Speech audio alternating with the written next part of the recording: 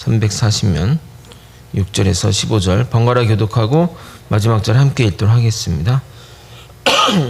그때 유다 자손이 길갈에 있는 여호수아에게 나아오고 그니스 사람 여분네 아들 갈렙이 여호수아에게 말하되 여호와께서 가네스 바데아에서 나와 당신에게 대하여 하나님의 사람 모세에게 이르신 일을 당신이 아시는 바라.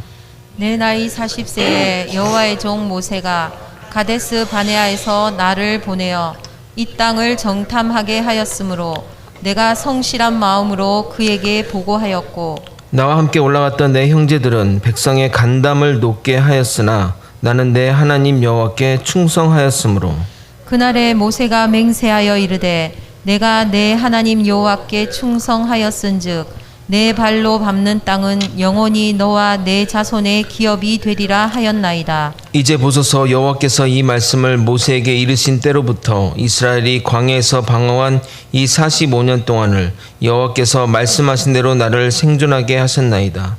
오늘 내가 85세로 돼 모세가 나를 보내던 날과 같이 오늘도 내가 여전히 강건하니 내 힘이 그때나 지금이나 같아서 싸움에나 출입에 감당할 수 있으니 그날에 여호와께서 말씀하신 이 산지를 지금 내게 주소서. 당신도 그날에 들으셨거니와 그곳에는 아낙 사람이 있고 그 성읍들은 크고 견고할지라도 여호와께서 나와 함께 하시면 내가 여호와께서 말씀하신 대로 그들을 쫓아내리이다 하니 여호수아가 여분네의 아들 갈렙을 위하여 축복하고 헤브론을 그에게 주어 기업을 삼게 하매 헤브론이 그니스 사람 여분네 아들 갈렙의 기업이 되어 오늘까지 이르렀으니 이는 그가 이스라엘 하나님 여호와를 온전히 쫓았음이라. 헤브론의 옛 이름은 기랏 아르바라. 아르바는 아낙 사람 가운데서 가장 큰 사람이었더라. 그리고 그 땅에 전쟁이 그쳤더라. 아멘. 계속해서 말씀드렸지만 땅의 정복과 달리 땅의 배분은 매우 신경 써야 할 부분이 많은 영역입니다. 인간 기본적으로 공로 의식이 있기 때문에 내가 기여한 만큼 보상받기를 원합니다.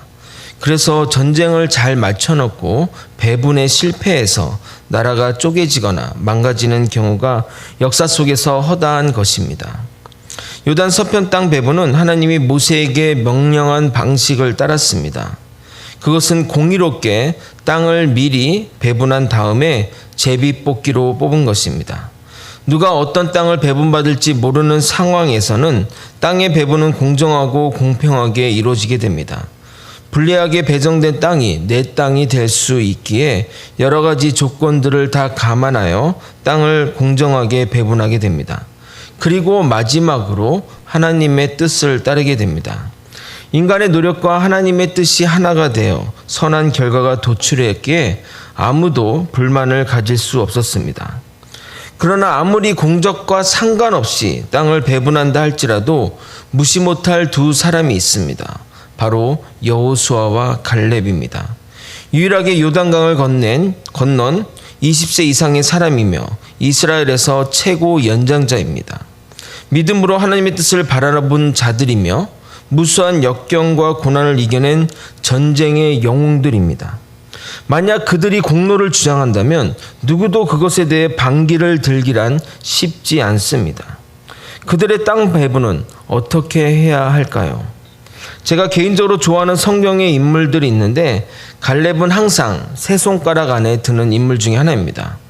제가 나이가 들면 저렇게 늙었으면 좋겠다 생각한 모델이 바로 갈렙입니다. 오늘 이 남자 갈렙에 대해 이야기 나눠보도록 하겠습니다.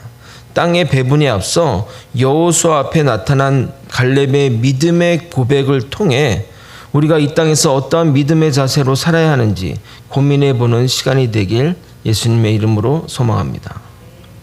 한동안 우리 기억에 잊혀졌던 갈렙이 갑자기 등장하게 됩니다. 여러분 성경의 인물들을 이렇게 어떤 상상해 본 적이 있습니까? 어떤 모습일까? 어떤 이런 모양일까? 이렇게 생각해 본 적이 있습니까? 저는 그냥 갈렙을 이런 모습으로 좀 상상했습니다. 마치 삼국지의 간호와 같은 모습이 아닐까 생각했고 여호수아는 유비와 같은 지략자의 모습이라 생각했습니다.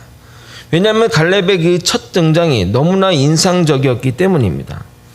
여러분도 알다시피 갈렙은 민수기 13장에 나오게 됩니다. 13장을 보게 되면 13장을 보면서 이야기를 드리도록 하겠습니다.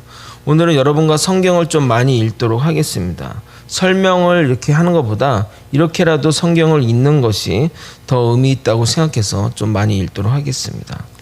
민수기 13장을 피고 같이 보도록 하겠습니다. 민수기 13장 17절에서 20절입니다.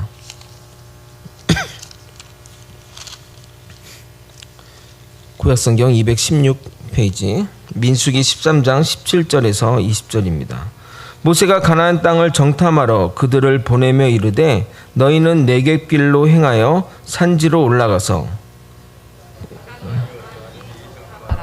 곧 그 땅 거민이 강한지 약한지 많은지 적은지와 그들이 사는 땅이 좋은지 나쁜지와 사는 성읍이 진영인지 산성인지와 토지가 비옥한지 메마른지 나무가 있는지 없는지를 탐지하라. 담대하라. 또 그 땅의 실과를 가져오라 하니 그때는 포도가 처음 익을 즈음이었더라. 그곳 땅이 좋은지 나쁜지 또 그곳 사람들의 인구는 어떠하며 사람들이 강한지 약한지 성벽은 있는지 없는지 땅의 토질은 어떠하며 나무들은 어떠한지 세세히 보고 오라고 지시하게 됩니다. 심지어 그 땅에서 추수한 그 과일을 가져오라고 합니다. 그래서 12명의 정탐꾼은 40일간의 정탐을 마치고 와서 돌아와서 보고를 하게 됩니다. 먼저 갈렙이 나서서 이렇게 이야기합니다. 27절부터 30절 여러분과 번갈아 교독하겠습니다. 모세에게 말하 이르되 당신이 우리를 보낸 땅에 간즉 과연 그 땅에 젖과 꿀이 흐르는데 이것은 그 땅의 과일이니이다. 그러나 그 땅 거주민은 강하고 성읍은 견고하고 심이 클 뿐 아니라 거기서 아낙 자손을 보았으며 아말렉인은 남방 땅에 거주하고 헷인과 여부스인과 아모리인은 산지에 거주하고 가나안인과 해변과 요단가에 거주하더이다.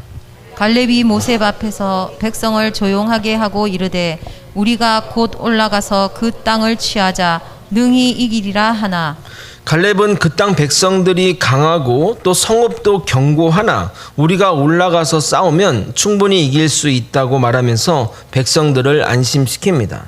그러나 나머지 10명의 정탐꾼은 그 땅을 평가하기를 그 땅은 거민을 삼키는 땅이며 신장이 장대하여 거인 같다고 말합니다. 우리가 보기에도 그들에 비하면 자기네들이 메뚜기 같은데 그들도 우리를 보면 그렇게 느낄 것이라고 말했습니다. 정탐꾼의 이 보고가 틀린 것일까요? 정탐꾼의 임무는 본대로 말하는 것입니다. 분명 모세가 그 땅 거민이 강한지 약한지 보고 오라고 했기 때문에 그들의 보고는 틀리지 않으며 정확하고 제대로 본 것입니다. 여기까지는 문제가 없습니다. 그러나 그 다음이 문제였습니다. 그들의 보고는 맞았지만 판단이 틀렸습니다. 판단은 우리의 영역이 아닙니다. 하나님이 맞다고 하면 맞는 것이고 틀리면 무조건 틀린 겁니다. 그러나 그 땅에 대해 그들은 이렇게 판단했습니다. 민수기 13장 31절입니다. 그와 함께 올라왔던 사람들이 이르되 우리가 능히 올라가서 그 백성을 치지 못하리라. 그들은 우리보다 강하니라 하고 그들의 답변은 마치 그들과 하나님이 함께하지 않는 것처럼 보입니다. 하나님이 우리와 함께 하시며 그 전쟁은 하나님이 이끄시겠다고 했는데도 정탐꾼은 보이는 현실만을 보고 판단을 한 것입니다. 그러나 갈렙도 똑같은 상황, 갈렙과 여호수아도 똑같은 것을 보았지만 다른 것을 보았습니다. 28절을 한번 보도록 하겠습니다.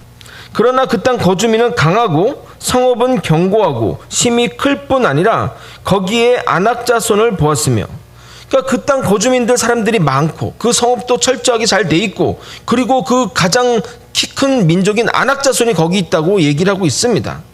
갈렙과 여호수아도 같은 것을 보았지만 판단은 달랐습니다.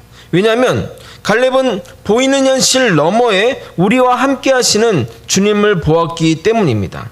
그래서 그 땅을 점령하러 나가면 우리가 능히 이길 수 있다고 선포한 것입니다.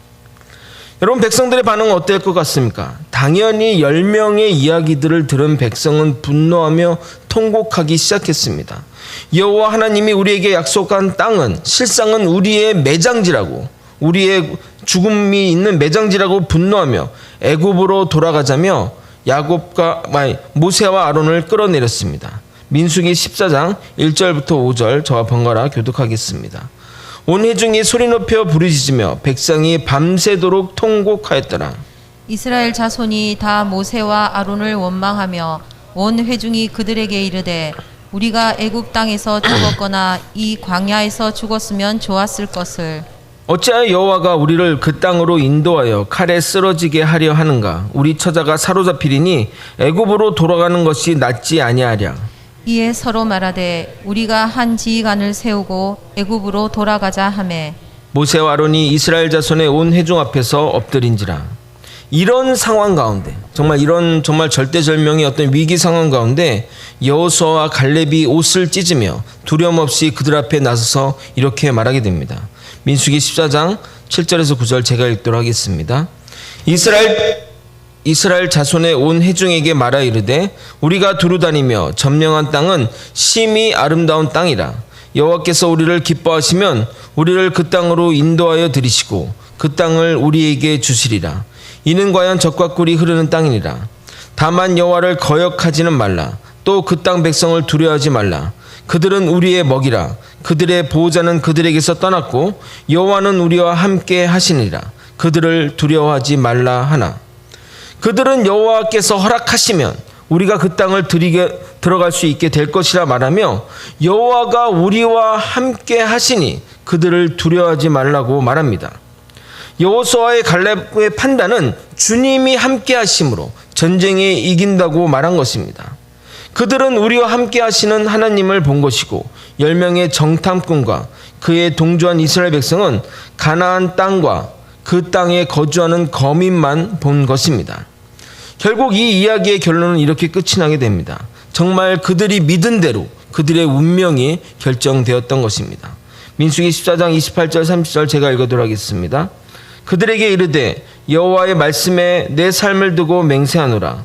너희 말이 내 귀에 들린 대로 내가 너희에게 행하리니 너희 시체가 이 광야에서 엎드러질 것이라. 너희 중에 20세 이상으로서 계수된 자 곧 나를 원망한 자 전부가 여분네 아들 갈렙과 눈의 아들 여호수아 외에는 내가 맹세하여 너희에게 살게 하리라 한 땅에 결단코 들어가지 못하리라. 이랬던 갈렙이 성경에서 1절 언급되지 않다가 무려 45년 만에 다시 나타나게 됩니다. 그동안 잊혀졌던 갈렙은 무엇을 하고 있었던 것일까요? 왜 성경에는 그에 대한 이야기가 하나도 없는 것일까요? 저는 이것이 갈렙의 위대함이라고 생각하게 됩니다. 여호수아 14장 10절을 읽어드리도록 하겠습니다. 이제 보소서 여호와께서 이 말씀을 모세에게 이르신 때로부터 이스라엘이 광야에서 방황한 이 45년 동안을 여호와께서 말씀하신 대로 나를 생존하게 하셨나이다. 오늘 내가 85세로 돼. 45년의 세월 동안 그는 자신의 자리에서 충성되이 섬겼던 것입니다. 사실 이것은 쉬운 일이 아닙니다. 한때는 여호수아보다 앞선 자였고 더 용감한 자였습니다.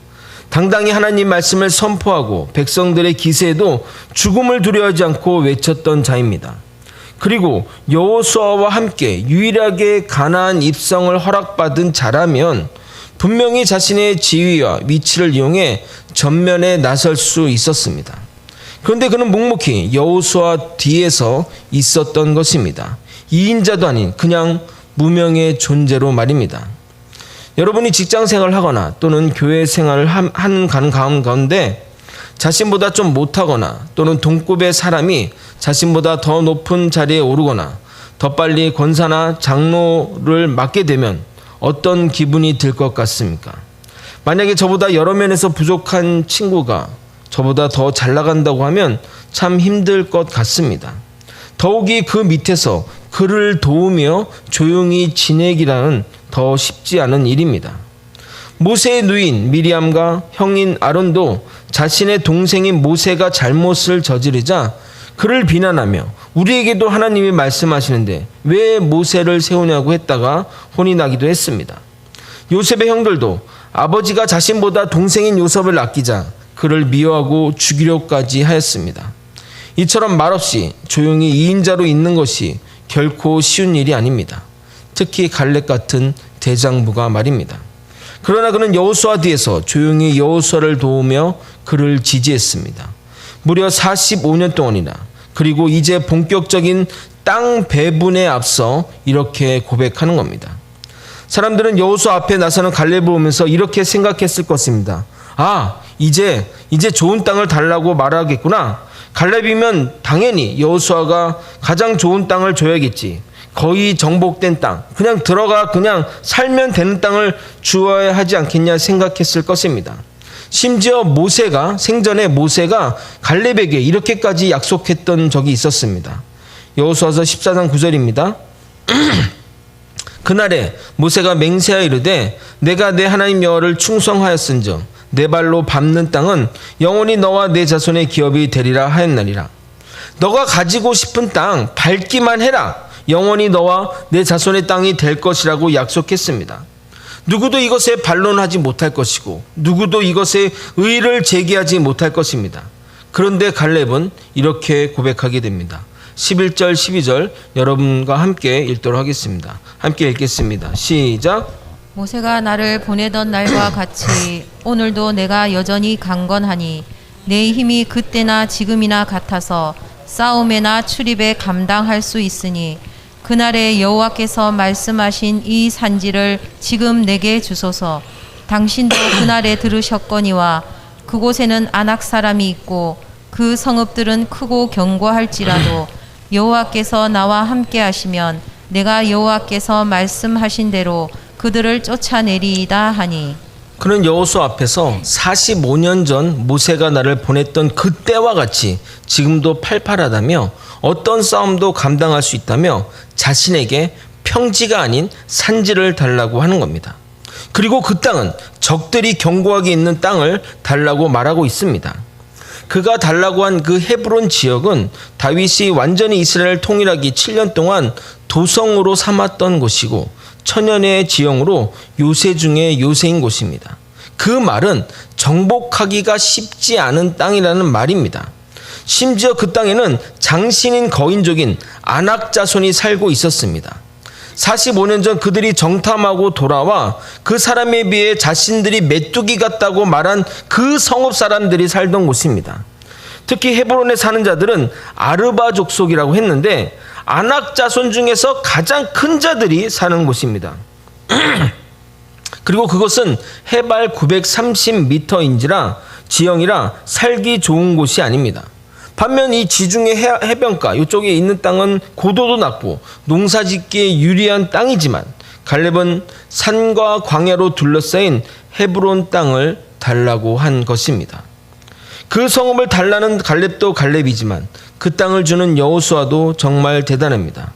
아닙니다, 갈렙님. 그동안 수고하셨는데 이제는 편하게 쉬셔야죠 하고 라고 말하지 않고 85세 된 노인에게 그 당시 강력한 적이 있는 그 헤브론 땅을 주었으니 말입니다. 여호수아는 갈렙의 눈빛에서 인생의 마지막에 불꽃을 태우고자 하는 열정을 보았습니다. 그래서 그 땅을 축복하고 그에게 주었던 것입니다. 갈렙이 인생의 마지막이라 할 수 있는 그 순간을 화려하게 불태우면서 나아갈 수 있었던 그 배경이 무엇인 줄 아십니까? 14절에 그 답이 있습니다. 함께 읽도록 하겠습니다. 14절입니다. 시작. 헤브론이 스 사람 여분의 아들 갈렙의 기업이 되어 오늘까지 이르렀으니 이는 그가 이스라엘의 하나님 여호와를 온전히 쫓았음이라. 그가 이스라엘 하나님 여호와를 전심으로 따랐다고 말하고 있습니다. 저는 저의 인생의 말년이 갈렙처럼 되었으면 좋겠습니다. 자신의 공로와 치적을 근거 삼아 대우해달라고 주장하기보단 누구도 가지 않으려고 하는 험지를 나아가며 하나님 여호와만을 온전히 쫓아되기를 진심으로 소망합니다. 결국 갈렙은 자신의 말대로 그 땅을 취하게 되었고 그 땅의 전쟁에 그치게 되었습니다. 완전한 승리를 의미하는 겁니다. 15절 읽어드리도록 하겠습니다. 헤브론의 옛 이름은 기랏 아르바라. 아르바는 아낙 사람 가운데서 가장 큰 사람이었더라. 그리고 그 땅에 전쟁이 그쳤더라. 우리는 갈렙과 같은 믿음의 선배들을 통해서 우리의 삶의 좌표를 잘 잡을 수 있습니다. 무작정 가는 것과 좌표를 알고 그곳을 향해 가는 인생은 다를 수밖에 없습니다. 그러므로 모범으로 삼을 만한 인생의 선배들이 있다는 것은 정말 축복입니다. 말년이 더 아름다운 믿음의 선배 한 사람을 더 소개하고자 합니다. 갈렙과 더불어 제가 좋아하는 인물 바로 모세입니다. 여러분, 가나안 입성할 때 가장 1순위로 들어갈 사람이 누구라고 생각하십니까? 당연히 모세입니다. 40년 동안 사건 사고가 끊이지 않았던 그 광야 생활을 그 불평불만이 충만한 백성들을 이끌고 인도했으며 모진 고난과 어려움을 이겨냈던 모세입니다. 모세가 그 어려운 시기들을 이겨낼 수 있었던 배경 중에 하나는 약속의 땅 가나안 땅에 입성을 껐습니다. 그 약속의 땅 가나안 입성을 바라며 그렇게 그 모든 것들을 이겨낸 것이 분명합니다. 지금은 고생하겠지만 이 고생 끝에는 약속의 땅 가나안 입성이 기다리고 있지 하며 참아냈을 것입니다. 그런데 물을 달라고 불평하는 이스라엘 백성들 앞에서 반석을 2번 내려쳤다고 그는 가나안 입성을 하지 못하게 됩니다. 민수기 20장 10절에서 12절입니다. 모세와 아론이 회중을 그 반석 앞에 모으고 모세가 그들에게 이르되 반역한 너희여 들으라. 우리가 너희를 위하여 이 반석에서 물을 내려 하고 모세가 그의 손을 들어 그의 지팡이로 반석을 2번 치니 물이 많이 쏟아 나오므로 회중과 그들의 짐승이 마시니라. 여호와께서 모세와 아론에게 이르시되 너희가 나를 믿지 아니하고 이스라엘 자손의 목전에서 내 거룩함을 나타내지 아니하므로 너희는 이 회중을 내가 그들에게 준 땅으로 인도하여 드리지 못하리라 하시니라. 여러분, 반석을 그냥 2번 내려쳤다는 그 이유만으로 가나안 입성을 못한다면 누가 가나안 땅에 입성할 수 있겠습니까? 그래서 모세도 이것이 너무나 억울하고 또 너무나 가고 싶었던지 이것에 대해 하나님께 이렇게 간절히 기도하게 됩니다. 민수기 3장 23절 25절입니다. 그때 내가 여호와께 간구하기를 주 여호와여 주께서 주의 크심과 주의 권능을 주의 종에게 나타내시기를 시작하였사오니 천지간에 어떤 신이 능히 주께서 행하신 일을 곧 주의 큰 능력으로 행하신 일 같이 행할 수 있으리이까. 그러니까 이스라엘 지금 아부하고 있는 거예요. 예수님 하나님한테 하나님 같은 분이 어디 있습니까? 정말 이 같은 일을 누가 하겠습니까? 이렇게 아부를 하고 이제 자기 이제 그걸 본론을 얘기하죠. 구하옵나니 나를 건너가게 하사 요단 저쪽에 있는 아름다운 산과 레바논을 보게 하옵소서 하되. 예. 그런데 이런 이 모세의 기도를 하나님은 단칼에 거절하게 됩니다. 26절 27절입니다.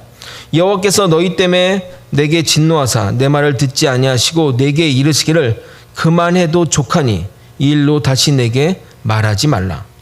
너는 비스가 산 꼭대기에 올라가서 눈을 들어 동서남북을 바라고 내 눈으로 그 땅을 바라보라. 너는 이 요단강을 건너지 못할 것임이라. 내게 이르시기를 그만해도 족하니 이 일로 다시 내게 말하지 말라고 말씀하십니다. 즉 이 말이 뭐냐면 모세가 이것을 놓고 계속해서 하나님께 기도했던 모양인 것 같습니다. 그래서 하나님 이렇게 얘기하는 겁니다. 그만해라. 이제 더 이상 하지 마라. 그러면서 이렇게 얘기하는 겁니다.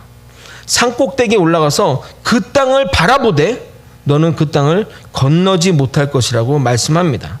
차라리 안 보면 모르겠지만 무슨 의도인지 잘 이해하기 어렵습니다. 보면서 반성하라는 의미인지 모르지만 정말 그곳에서 가나안 땅을 보면 정말 눈물이 났을 것입니다. 제가 만약 모세라면 남은 인생 하나님을 원망하며 살았을 것 같습니다. 그런데 모세는 죽어가는 그 순간까지 가나안 입성을 하는 이스라엘 백성들을 위해 신명기라는 책을 기록하게 됩니다. 이 신명기의 이 신자가 뭐 매울 신자, 새로울 신자가 아닌 다시 신자, 어려운 한자인데 다시 신자, 다시 기록하다 할 때 다시 신자로 해서 그동안의 하나님의 말씀을 정리해서 다시 기록한 것입니다. 결국 모세는 하나님의 말씀대로 느보산에 올라가 아무도 모르게 홀로 죽어가게 됩니다. 신명기 34장 4절에서 6절입니다. 여호와께서 그에게 이르시되 이는 내가 아브라함과 이삭과 야곱에게 맹세하여 그의 후손에게 주리라 한 땅이라. 내가 내 눈으로 보게 하였거니와 너는 그리로 건너가지 못하리라 하시매 이에 여호와의 종 모세가 여호와의 말씀대로 모압 땅에서 죽어 벳볼 맞은편 모압 땅에 있는 골짜기에 장사되었고 오늘까지 그의 묻힌 곳을 아는 자가 없느니라.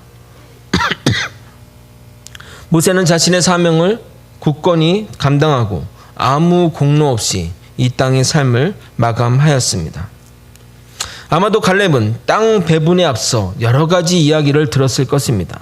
옆에서 부추기는 사람도 있었을 것입니다.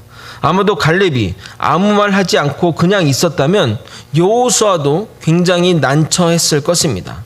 아마 여호수아 입장에서는 갈렙에게 좋은 땅을 주었을 것입니다. 그런데 그런 문제가 생길 것을 알고 요단 서편 땅의 본격적인 배분에 앞서 갈렙이 먼저 나선 것입니다. 그리고 스스로 솔선수범하여 험지로 자신의 기업을 삼았으니 이후에 어떤 이들도 아무런 공로나 권리를 주장하지 못하게 된 겁니다. 갈렙이 그렇게 했는데 누가 자신에게 좋은 땅을 달라고 할 사람이 있겠냐 이 말입니다. 그는 마지막까지 하나님과 여호수아에게 충성한 자입니다. 이 사건을 계기로 이스라엘 백성들은 평화롭게 땅 배분이 진행되게 됩니다. 놀라운 하나님의 역사가 아닐 수 없습니다. 한 사람의 목숨 다한 충성이 놀라운 결과를 낳게 된 것입니다. 그는 가데스 바데에서 당당히 승리하고 외친 그 순간보다 지금 노년이 되어 여호수아 앞에서 말한 그 기계와 그 당당함이 더 멋있다고 저는 생각합니다. 11절 12절 전반부를 다시 한번 읽어보도록 하겠습니다. 모세가 나를 보내던 날과 같이 오늘도 내가 여전히 강건하니 내 힘이 그때나 지금이나 같아서 싸움이나 출입을 감당할 수 있으니. 말이 됩니까? 그냥 호기를 부리는 거죠. 85세가 어떻게 40세의 젊음을 따를 수 있겠습니까? 그렇지만 그렇게 하지 않았던 거예요. 기죽지 않았던 거죠. 똑같다고. 응? 그날에 여호와께서 말씀하신 이 산지를 지금 내게 주소서. 가끔 젊은 시절 한국 기독교의 거목 같았던 목사님들이 노년이 되어 추해지는 경우를 볼 때마다 참 아쉽다는 생각을 하게 됩니다.